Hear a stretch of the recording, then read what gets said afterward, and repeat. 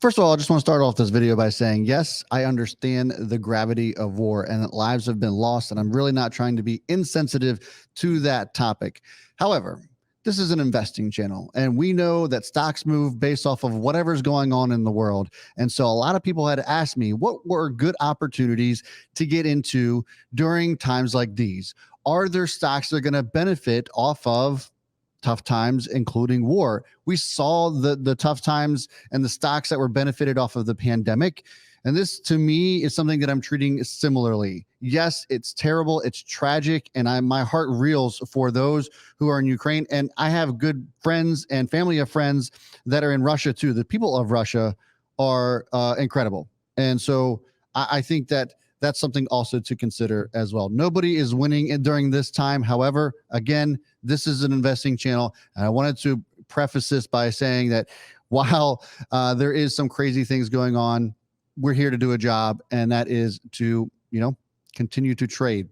And so with that, there's 5 stocks that I think that could benefit or move off of things going on geopolitically, particularly as it relates to Russia versus Ukraine. And maybe even beyond that, if tensions rise, I think that that's going to be something that will still highlight these areas. And so I wanted to bring those to your attention. The first one is going to be Raytheon, or RTX. So this company is an aerospace and defense company. They're in a lot of things. They manufacture missiles. Really, in particular, hypersonic missiles right now is the main focus for Raytheon, although they have an array of other products as well. The race to hypersonic missiles globally has been very, very interesting. We have Russia, who claims that they have hypersonic missiles, and we have no reason not to believe them. China has already tested them out successfully, and so obviously the U.S. is still working on them. We don't officially have them, at least publicly known, operationally, but RTX, or Raytheon, is working on that. Not only that, but is a leader in defense applications in the newest domain of space, cyber capabilities, and also missile defense. So there's a lot going on here with Raytheon, and this is one I think that's going to also move as well going into this conflict. I think as we see more and more countries raising their budgets on military spending, not just the U.S. When you compare all the other NATO countries, the U.S. spends the most on the military, but we're already seeing more and more countries spend more and increase their budgets as in real time. Germany is the latest example of that. So let's take a look at Raytheon right now as a stock and see where there's some opportunities here to potentially buy and or watch for. So as you can see here, obviously Raytheon has done incredibly well over the last couple of days. It corrected with the rest of the market, coming down to the 50-day moving average and bounced immediately off of that. It's barely green today, and today is March 1st. I think that there's plenty of gas left in the tank here. It hit all-time highs. But hear me out here. I think there's a situation in which you could buy something like this at a high and sell it even higher. If you're not comfortable with buying something all the way up here as it hit all-time highs just today, I think there is opportunity potentially, if there is some sort of profit taking or correction, if you will, at $97 a share. You can see that it came up to a $97 resistance previously, corrected all the way down to that 50-day moving average, and then that's when it really started to rip. So we do see some profit taking, then I could easily see a support being tested here at around $97 a share. If by some chance it doesn't hold that support, 92.5 also looks to be a reasonable area. You can see it was a resistance here before back in October, and then it was also resistance here back in the earlier parts of January of this year before it started to make its way towards those all-time highs. So those are areas that I think that I would certainly watch for on potential pullbacks. Today, as I'm recording this, it hit all-time highs at $104 a share. I think to me, this just seems like it's just going to continue to rip higher. Maybe there's some consolidation here. We see a little bit of a bull flag pattern get formed. But to me, this is just the start, just the beginning of something like Raytheon as we continue to wage on with war talks. To me, this doesn't seem like this is a problem that's going to go away anytime soon. And we're seeing already that more missile products or defense products are being sent to Ukraine, including from the U.S. So I think Raytheon benefits from this. Next is General Dynamics, and General Dynamics is kind of in the same vein of a Raytheon, but not so much in the missile manufacturing side of warfare or defense, but more so on the vehicle side. They build Abrams tanks, for example, and they actually sell those Abrams tanks to many European countries that are aiding Ukraine right now. I think General Dynamics also is a great one because of the amount of buyback buybacks they do to reward the investor, dividends as well. General Dynamics, I think, is going to continue to do and make moves similar to what Raytheon has, and it already did. But that doesn't mean that you're too late to the game here. Like I said about Raytheon, I think we're just getting started here. So let's take a look at the chart here, as I do think it's going to be a bit of a similar story with RTX, but just a couple of areas that I think that are worth paying attention to. Despite the move that it's had, I think that does go higher from here. All right, so as you can see, there are some pretty similar moves in that we've seen over the last 3-4 days, some monster moves out of General Dynamics. I think that there is an opportunity on some sort of correction or profit taking after this has gone straight through resistance at around 215 to shoot up to 234. Now, if it doesn't hold support there, I think that there's an opportunity here at $210 per share. But nevertheless, again, this is a very good situation in which I think you could buy something that is high, even at its all-time highs, because it's more likely that this is going to go higher the more that this war rages on. And I think, like I mentioned earlier, we don't see any signs of that slowing down anytime soon. And I think that as long as tensions remain where they are and even increase from here, which seems pretty likely, we're still very early on in this conflict. So I think that General Dynamics definitely is one that you could consider buying high and selling even higher as things continue to escalate. So looking for opportunities, especially if this pulls back to 214.85 or 215, and then again at around 210 if it does pull back there. But regardless, I think even buying all the way up here, you're still more than likely going to make money off of General Dynamics. Next, we have Microsoft.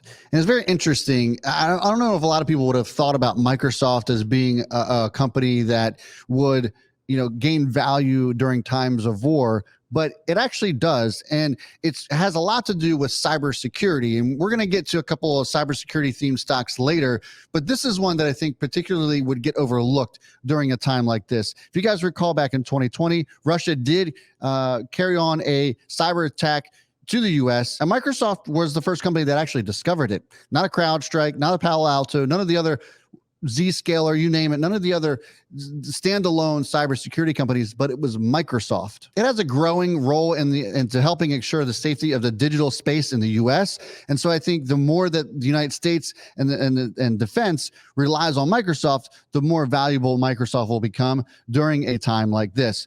And I'm sure a lot of you guys who work for the government know how many times you guys use Microsoft Teams. That all plays into the benefit that Microsoft may get off of a time of conflict. So let's take a look at the chart and see exactly what's going on with Microsoft, because it's given you a really good opportunity to potentially get into this on a really decent correction. So as you can see here, Microsoft has really been struggling to get above that 200-day moving average, and it's corrected around 25%, 20 to 25%. From its highs at $349, sitting at $295 right now. And I think there's going to be a critical time or key area, I should say, when this breaks up over that 200-day moving average. And it should very likely do that. Once that happens, I think the momentum should carry this on up to 305. And then we're talking about the 50-day again at 309. I think, to me, there's a very high likelihood this happens within the next 2 months or so. So even if you're a short-term trader, I think that Microsoft could be a really solid buy for you with it down here at these levels. We look at some things such as PE and price to sales. You look at the PE, it's trading at 31 times next year's earnings, which is still a little bit on the high side. But given the fact that this is a company that still grows despite the size of Microsoft, to me, I think that 31 times next year's earnings is still on the cheap side when you consider some of the other FANG stocks that are trading right around the same. If we do see any additional pullbacks, it's likely we could see it come back down around 280. You look at the RSI though, and to me, the risk reward with it sitting right here seems quite good. Watch for this to pop up over that 200-day moving average and then visit it again at 305. Next, we do have CrowdStrike, and it relates a little bit to the same thing as Microsoft, but less so on the government side of things. Microsoft is focused towards its relationships that it has with the federal government, whereas CrowdStrike is focused more so on civilian companies and small businesses. We've seen an escalation of cybersecurity attacks and ransomware on small to medium businesses, and I think that may continue as Russia threatens this cybersecurity attacks or cyber attacks. And so I think that CrowdStrike, even something like a Zscaler, we saw Palo Alto hit all-time highs But but stocks like Crowdstrike and stocks like Zscaler have pulled back considerably, which gives them a little bit more of an opportunity. And I think that there's much more upside there than buying something like a Palo Alto. So I think that we take a look at the Crowdstrike's chart and see where there's some potential areas and key spots to watch. Okay, so this is actually a very interesting spot for CrowdStrike. It is about to close above a key resistance, in my opinion. Yesterday, it just closed above the 50-day moving average. It's heating up a little bit on RSI, so we could see the potential risk reward trailing off a little bit. However, the break over this resistance to me at $199 or $200 a share is very interesting. And I think we could be in the midst of a potential move upwards. I really like the upside potential here to at least 215, but you got to consider as well the 200-day moving average sitting here on this pink line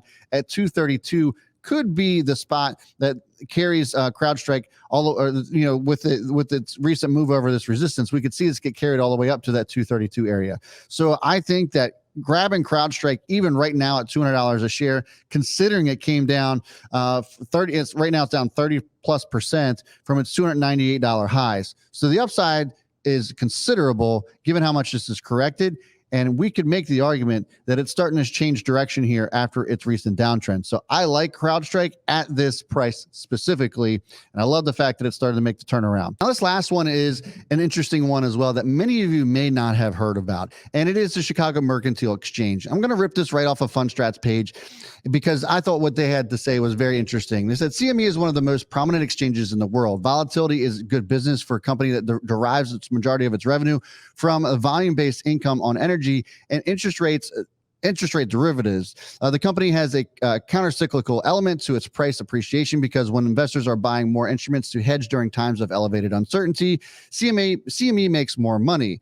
So we're seeing CME right now actually at a point to where it's starting to consolidate a little bit. And I think that makes perfect sense, especially given all the volatility we're seeing, not just from things going on geopolitically, but also in a time where, we're looking at inflation and potential interest rate hikes from the Fed.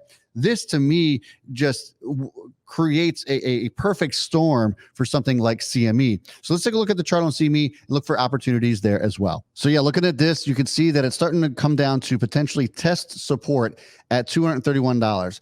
Now, this is interesting. On a day like today, we're seeing a pretty decent downdraft on financials in general. And I think that CME certainly stands to benefit here. Now, it's very interesting because we're seeing that the financials are actually having a bit of a pullback, which could give an opportunity here for CME. I think that if it does come here and hold over the 50-day moving average, it presents itself with an excellent opportunity. And given the fact that it's come all the way down from 257, I think that CME is getting really close to being at an attractive level. So watch for that 50-day moving average right around 230, I want to say. So, and keep an eye on this because it is a technical support, but it's also that 50-day moving average. It's cooling off considerably on RSI. It's sitting right around 47. So risk reward looks quite good here as well. I like CME at these levels, but it does look like it may have just a little bit further to come. If you don't want to time the bottom, I, of course, don't see any issues with taking some CME as it sits, but also just keep an eye on those key levels to make sure it doesn't break down below and move further down. So look, as I had mentioned before, I wanted to kind of keep this video very, solemn, serious, whatever you want to call it. I didn't want to make it too lighthearted because I don't want to be insensitive. And I wanted to make that very clear. But again, we have a job to do, and that is investing. And we're looking at companies that are going to be more valuable during times like this, even though it's unfortunate. We have to be on the lookout for those. So let me know what you guys think down in the comments below, because there's an array of other ones. I could rattle off a few of them. Lockheed Martin first comes to mind that I didn't bring up, but there's so many other ones. Let me know in the comments below what you guys are looking at. Is it precious metals? Is it gold? What is it? Let me know in the comments. I would love to hear from you guys, and I will see you in the next one.